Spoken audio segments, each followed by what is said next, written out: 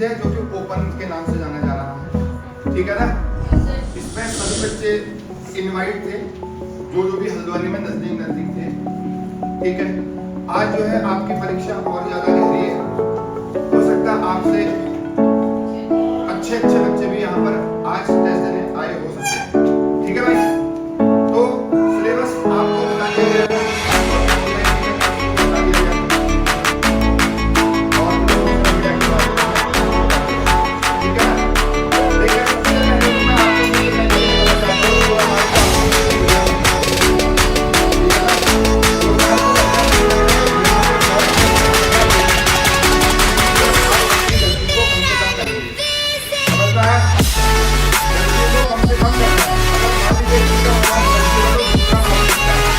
लेकिन ये आपकी आदत नहीं होनी चाहिए कि मुझे दो मार्कशीट चाहिए। और क्योंकि वहां पर जो है एक ही मार्कशीट मिलता है, ठीक है ना। जब आप सैनिक स्कूल का आरएमएस का पेपर देने जाएंगे तो आपको केवल और केवल एक मार्कशीट मिलेगा, ठीक। तो अभी हमने 6th और 9th के लिए कॉमन मार्कशीट निकाली है, 200 ऑप्शन है इसमें। तो 125 जो है 6th वालों को भरने हैं और 150 क्वेश्चन किसको भर रहे हैं, 8th वालों को, मतलब 9th वालों, ठीक है। दूसरी बात, जैसा कि मैंने पिछली बार भी बताया था, क्योंकि अभी मैंने जो है टेस्ट बुकलेट कोड इसमें नहीं डाला है, तो आप 000 भरेंगे इसको, और रोल नंबर में भी 00 भरेंगे ऊपर, और नीचे गोले में भी 00 लगाएंगे। पिछली बार जो है एक ऐसा कर रहा है, यहाँ से लेके ऐसे भर रहा हो, एक इधर 0 फिर इधर ऐसे 0 थोड़ी होता है भाई, 0 देने तो ऐसे हो गए तो ऊपर होंगे, ठीक है ना। तो और क्वेश्चन पेपर में आपको जो भी बातें समझ में नहीं आएंगी वो आपकी क्लास में जो भी इन्विजिलेटर होगा उसको आप पूछ सकते हैं, ठीक है ना। दूसरा, पेपर जो है आपका 6th और 9th के लिए इस तरीके से आपको पेपर मिलेगा। हालांकि अगर आपको कॉपी के बीच में अगर रफ वर्क नहीं करना है तो आप लास्ट में कर सकते हैं, एक पेज आपका एक्स्ट्रा आपको मिला होगा। अगर नहीं भी मिला है तो आप उसको लास्ट में, इस पेज जरूर होगा, उसमें आप कर सकते हैं, ठीक है।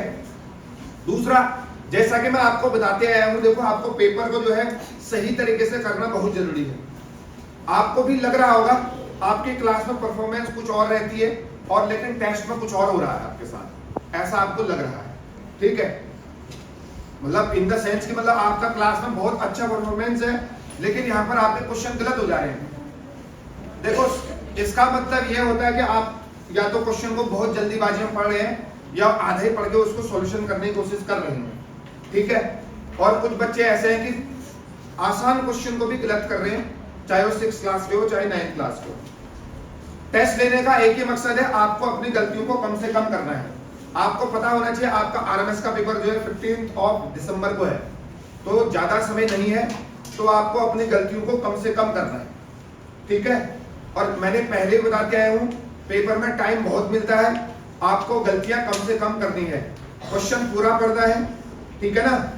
देखो, आपको देखते ही आंसर नहीं लगाना है, सोचना है उस क्वेश्चन के बारे में, क्या ये पूछ रहा है।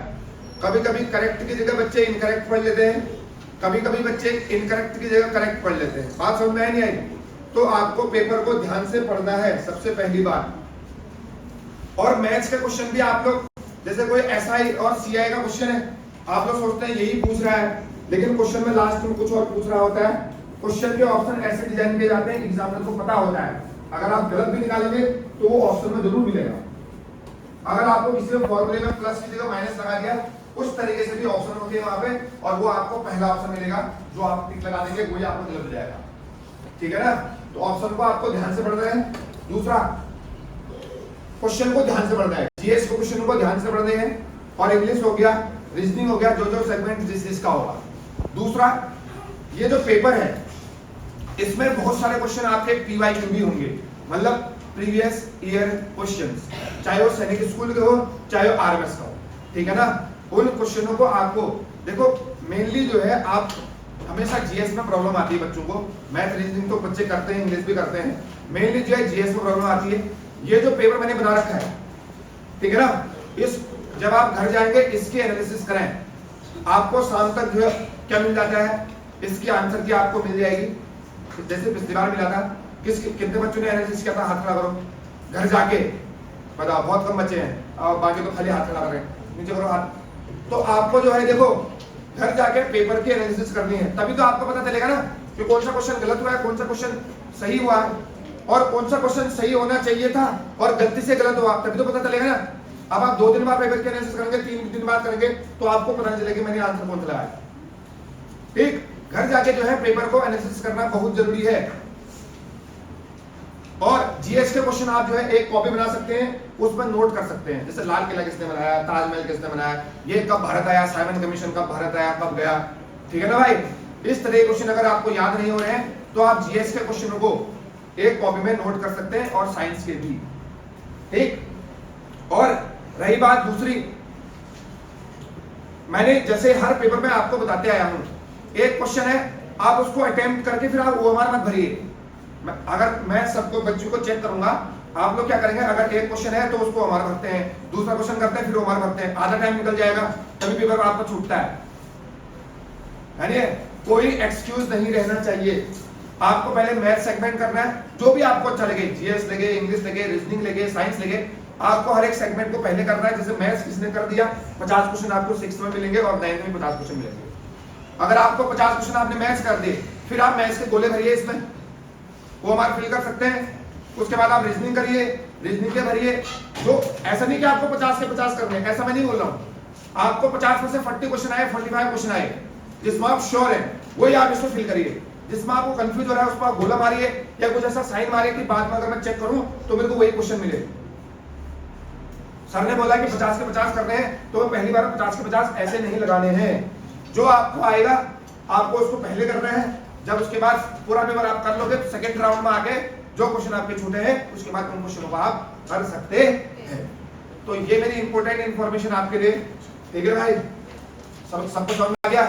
और जिसको भी समस्या होगी, दिक्कत होगी, वो जो है क्लास में प्रेजेंट इन्विजिलेटर को बता सकता है, या जो भी क्वेश्चन में दिक्कत हो, ऑप्शन नहीं होंगे। बात समझ में नहीं दिक्कत है तो मुझे पूरी उम्मीद है और भरोसा है आप लोग पेपर बहुत बढ़िया करेंगे। जैसा पेपर आपका पिछली बार गया था उससे अच्छा पेपर जो है ये वाला आपका जाना चाहिए। ठीक। और ये आपका मेजर है। मेजर का मतलब समझते हो ना कि इसमें बहुत ज्यादा सिलेबस पूछा जाता है, जितना आज तक अभी तक आपने पढ़ा है। और अगला मेजर जो है हमारा 8 सितंबर को होगा, संडे को। एक संडे छोड़ के दूसरे संडे को होगा। बात समझ में नहीं आई। और आप अपने पास सिर्फ और सिर्फ आपने पेन रखनी है, 2 पेन। समझ में आ गया। अपने पास सिर्फ और सिर्फ 2 पेन रखनी है, और सबके सब बैग जो है बाहर जाएंगे। जो क्लास में, अगर उधर वाले क्लास में जाएंगे तो आप बैग बाहर पर रख देना नीचे पे। समझ में आ गया नहीं आ गया। और सभी लोग पेपर अच्छे से करेंगे। All the best.